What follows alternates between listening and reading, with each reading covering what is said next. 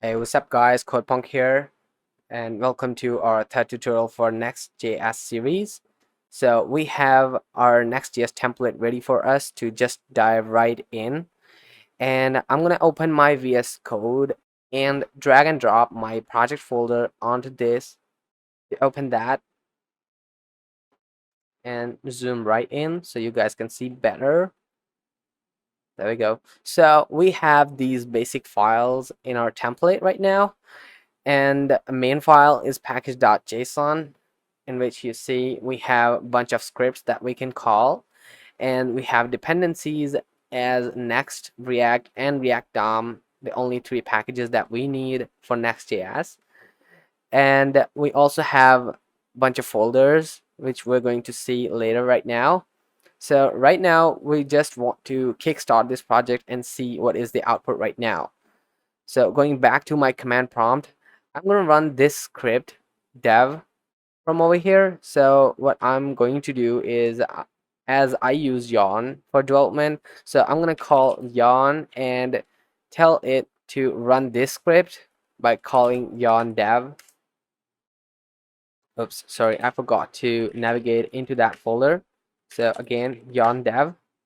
What this is going to do is going to start a local server on the port 3000 for us, and when we come over here to the browser and navigate to 3000 localhost, this is going to take a little bit at the first time because Next.js does the server side running for us, but whenever we reload again, this is going to reload quickly.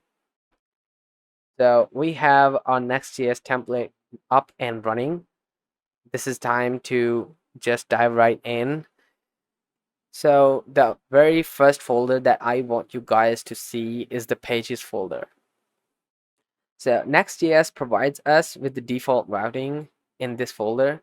So whenever we go to our main homepage of the application, localhost 3000, this index.js file in pages folder is automatically going to render. So whatever we have in this file is going to be our homepage. I'm going to clear out all of this HTML and just going to type hello world. This is my homepage and save it. So when I'm navigating to the browser, this is automatically reloaded with my latest changes. So I don't have to reload again. Right. Going back, how do we create new routes or new pages in our Next.js? This is pretty simple.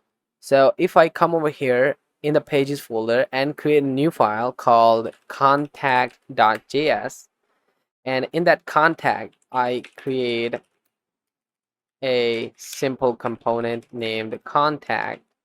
Oops.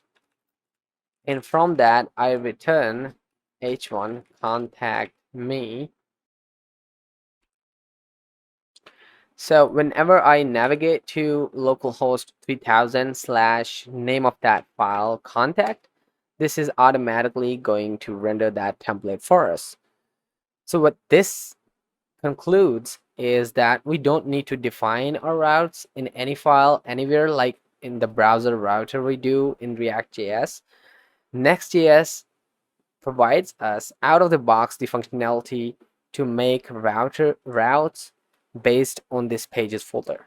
So if I come over here and create a new folder called posts, and in that folder we have a new file called any post called first post.js, and in that we have the same component called first post, and it says, hey, it's me.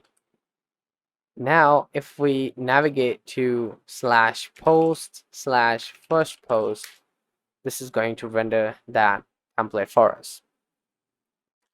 And if we want a home page in that folder, like /post empty, we don't have any page over there right now, we simply go and create an index.js, which is going to be rendered for us if we navigate to that folder empty. So there we go, and we're gonna say posts index, and there we go. Right now we have that template rendered for us for /posts. So this is Next.js simple basic routing that we have right now. We're going to deep dive into the routing because it has more to offer than basically simply this out of the box functionality.